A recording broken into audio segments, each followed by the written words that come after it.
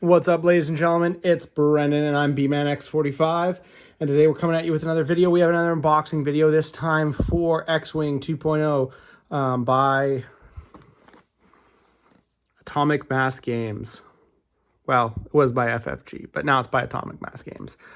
We have the new Rogue Class Starfighter and the new Clone Z95 Headhunter. Here you might see I got 2 packs of each. Which is really cool. I do like the double packs. I think the value is definitely there for both player and the company because you can get a squad easily enough and stuff like that. I definitely like the different paint jobs. That's a cool aspect of it. But without further ado, let's go into this. We'll open one of each of these packs for the video, and I'll do the other ones on my own time. You don't need to see all that. So we'll go with the tried and true, the Clone Z95 Headhunters, because we have Z95s coming out, our yin yang. We have the Scum and the Rebel, and now we have the clones. This is a lot bigger than the one we're used to, and I'll show you because I brought a Scum Z95 here. So let's see. It could almost be like a medium-based ship with how big it is. Ooh. Always like getting these things out is like, oh! And I caught that one. Yeah. Okay, so you got this, and then we'll look at all our other stuff. Is that it? Oh no, I got the cardboard. Forgot the cardboard. 2 Z95 chits. Perfect. That's what I want to see. AMG, you don't suck as much as you usually do, but you suck a lot. Let's just be honest. They really haven't impressed me. They haven't done a lot for X-Wing, and they've really kind of dropped the ball several times. So anyways, that's a Z95. I mean, relatively speaking, the cockpit is the same size. So scale-wise, it's just, yeah, it's like a stripped-down version. I don't know if you would strip down the wings on this or you would just replace them and a different style engine setup. So yeah, the Z95 was modified into a sleeker fighter unit than it was beforehand. I mean, yeah, because it's so weird. It looks so much bigger, but the cockpit is the same size. So the scale is right for the ship. Whereas everything about the Clone Z95s is bulkier, bigger, more integrity, I guess you could say, than this little tiny flying thing. So it is a little bit different, but I mean, I don't think it's bad. I just think it's kind of weird that they chose to go that big. And what I like to do is I always like to make sure when you get a new ship, it's kind of nice to just check and see, for your own sake, is you just check and see how the pegs work. And I'm only going to do one of the ships right now, but it's always nice to just see how that sits there. See if it'll go straight. See if they put the peg on backwards. I'm talking to you, Belbelub. Yeah, so it sits fairly straight. Here, if I can put it straight on the camera. Looks good. Looks like a cool ship. I actually like the look of this a lot better than the original. It's just kind of more of a distinct ship than, it looks so much different than an X-Wing now, but like, and then you look at the regular one and you're like, oh, this is just like a crappy X-Wing with the same defense and worse attack and, worse pilots, but it's cheaper to play, so whatever. And then we have the cards, so let's take a look here. Look at the pilot cards. Same stats all across the board. You'd think that maybe for the bulkiness of it, you'd see like another hull or something like that, but not. They do have the new versatile frame, which we'll read in a second. So this is Warthog, after you or a friendly non-limited ship at range 0 to 2 are destroyed during the engagement phase. That ship is not removed till the end of that phase. So that's actually really good on a ship that's really weak like this, is you still get an attack through. Versatile frame, you can equip a torpedo or a missile upgrade. While your revealed maneuver is blue, add a white boost to your action bar. So it just makes this a faster ship than it was for the other factions. You got Hawk at the start of the end phase. Each friendly ship friendly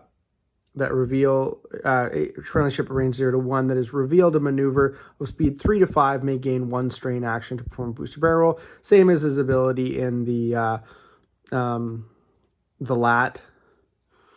And Killer, that's a new one. So we've had Warthog and Hawk before, but Killer's a new one. While you perform an attack, if the defender has 2 or fewer hull remaining, you may roll 1 additional attack die. That's kind of cool.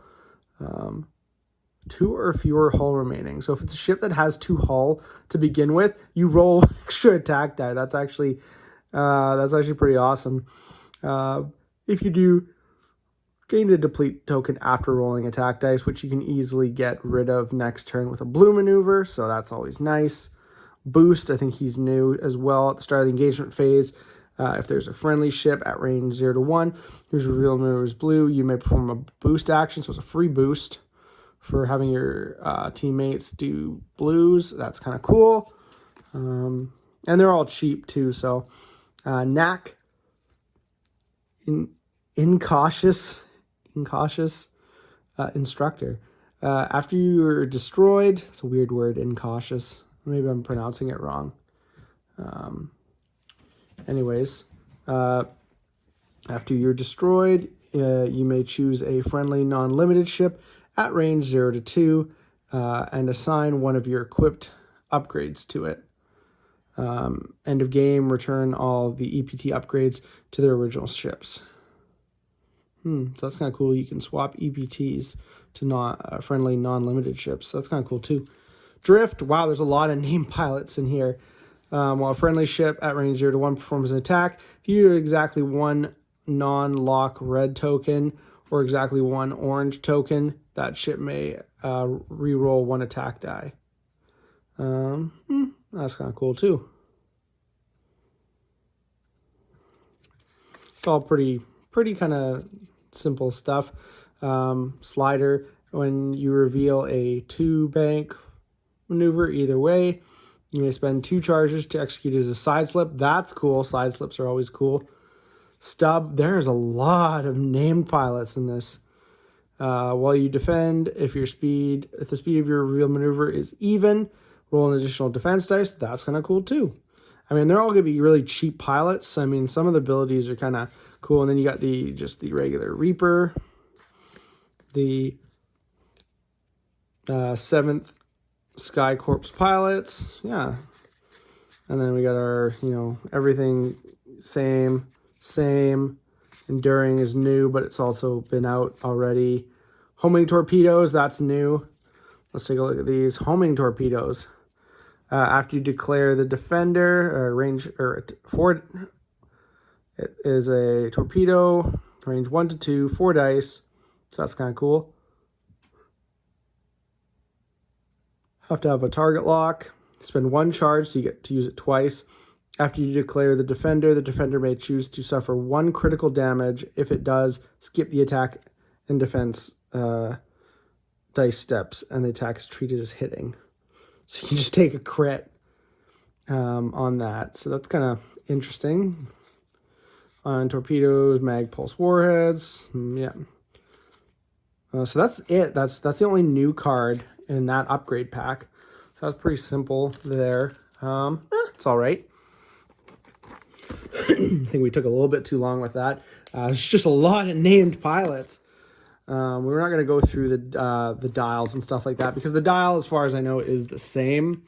I can't see it on here, but as far as, oh no, there's a dial right there. So, all right, there we go, guys. So you got your 3 and 4 sloops, you got your 2 banks are all on your 1, and I think you have an Astromech slot. I'm not 100% sure, but I thought you had with, not with Scum, but with Rebel, there's an so maybe there's an Astromech slot, and then you can make a lot of your stuff blue with R2. not R2. Yeah, R2 Astromech. So that wouldn't be too bad. Yeah, so nice little cheap ship. Kind of a cool redo on it. Here, we're going to get into this now. You got your, this one, which is like the droids, the Magna-Guard droids. So that's their colors. And then you have the scum colors, so like Cad Bane's. So that's actually really cool right there. And then let's get into the pack. I have one request from AMG that I'm sure that they are not going to fulfill because I don't have faith in them. But hey, if I'm wrong, I'm going to eat those words. Okay. All right, so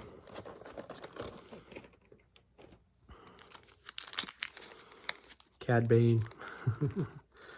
Let's get a base out there so we can stand one of these guys up, make them look good in the background.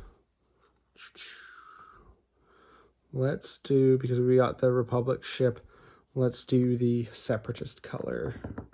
And so you get 2 Separatists and 2 scum dials in the set, so you can fly. It is either faction. So yeah, it's a pretty cool looking ship. That's nice. It's not overly cumbersome. It's got cool engines too, so it's nice. Paint job's not bad. So I'll sit that right there. Okay. Now the one thing that I am been a little bit upset about was the lack of chits in these sets. I've been very vocal about how you only got 1 chit with the Gauntlet Fighter, and you got none with the pack that allowed you to fly the Fang Fighter for Rebel. And I thought that was, especially when they give you so many tokens that you don't need. Like, you don't need that many target lock tokens. Everyone has target lock tokens. No one's buying into the game with just this fighter. I'm sorry, it's just not happening. And I think it's pointless. And there's so many tokens that I don't think you don't need in there. And of course, yes, they did it again. Like, look at all those tokens. So we should have had 4 of these. So that if you like to upgrade dial all your things, now you have that ability to have enough for both 2 scum dials and 2 separatist dials. Now you have to copy these. You have to print them and make them because they couldn't be bothered to think ahead of time. They're really bad at that. It was worse with the Gauntlet Fighter since you're getting like 5 faction dials and they gave you 1. And that was just insulting, especially because a lot of this stuff people don't need. It's completely irrelevant and just stupid, and they did it again. I'm not impressed. Honestly, I'm just not impressed with. I'm just not impressed with AMG as a whole. They just don't listen, and they don't care. They don't care about this game. They care about Marvel Crisis Protocol. They barely care about Legion. It's just disheartening as a Star Wars fan, especially since I've been playing this game for a long time, since mid into 1.0. So it's really disheartening to hear that, just to see. Okay, so we got Cad Bane. We got the ship. Let's go with the stats. We have a 2 attack, 2 defense, 5 hull, 2 shield. That's a 7 life ship. That's pretty awesome. This ship has multiple linked actions. It's got focus to boost and focus to barrel roll. It's got evade to barrel roll. It's got target lock and a red boost, which you can fix with engine upgrade, because most ships have a modification slot, so that's good. And then it's dead to rights ability and network connections are the 2 abilities that this ship has. And the dead to rights is while you perform an attack, if the defender is in your bullseye arc, defense dice cannot be modified using green tokens, which I think is the same as the Kimogila, if I am correct, but don't quote me. And then, of course, you have the network calculations. While you defend or perform an attack, you may spend 1 calculate token to perform from a friendly ship at range 0 to 1 to change an eyeball to an, yeah, that's the same in the network calculations. So you got your 2 main, I guess, top pilots. You got during the engagement phase with Cad Bane, after another ship at range 0 to 3 is destroyed, you may spend 1 charge to perform an action even while stressed. That's really cool. That's your scum, your main scum guy. Actually, no, that's his separatist pilot, so that's kind of cool. And at the start of the system phase, you may repair 1 face-up damage card. So that's kind of cool too. And then you got a bunch of other IG droids. We're not going to go through all the effects right now. Magna Guard Protector.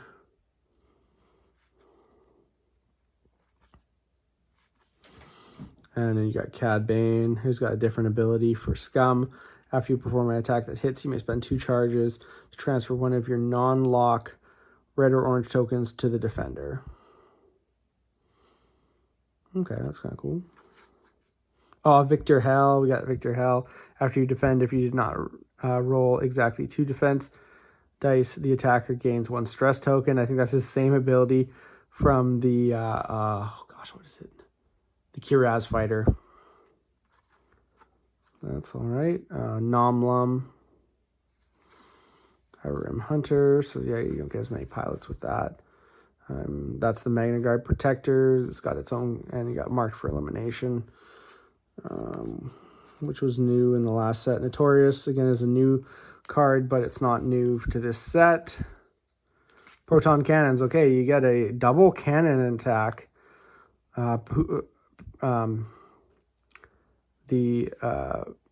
Your bullseye arc, gosh, I couldn't think of it right.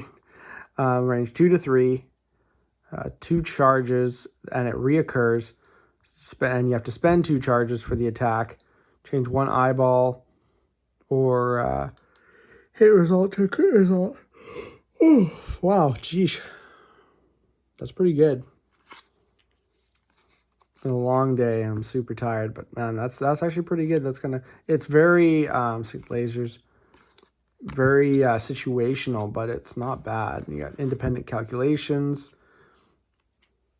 which is just, yeah, it just standardizes the network calculation, which is the same thing we got in the Tri-Fighter pack. Tracking fob, which is again not new. Okay, and we got the Xanadu Blood. So Rogue Class Starfighter, you can add a crew slot and a bomb slot. Add crew and bomb slots. And you get a red cloak. That's actually really cool. That is actually pretty legit. I gotta admit, I do like that. So that is quite cool. A red cloak. That's interesting. Well, you know what? That's just a kind of a new thing for a ship. So kind of keeps the game fresh that way. Yeah, I like both these ships. I think they're amazing models. Again, not impressed with AMG and just their lack of thinking about things like that. Like people who are into the game like upgrade dialing all of their ships. And they don't even stock, like you can't even get upgrade dials. So I don't know if they're still making them, which is one thing. And then they're putting these things in there that are not enough. And you got to go out of your way to design these, which is a bit crappy. So that's something I'm not happy about. Other than that, everything looks kind of great. And I'm excited to play these ships. And I think they're really cool. And that'll about do us for the video. It looks like that's all the time we have for this video. And if you enjoyed today's content, be sure to smash that like button, subscribe to the channel, and hit the bell for notifications. You know, every subscription helps. I'm almost at 50 subscribers, so it'd be really cool to get up there. It'll be the first time I think I reached that much, and hopefully we'll see more people subscribe to the channel as we put more content up. That's all for now, folks.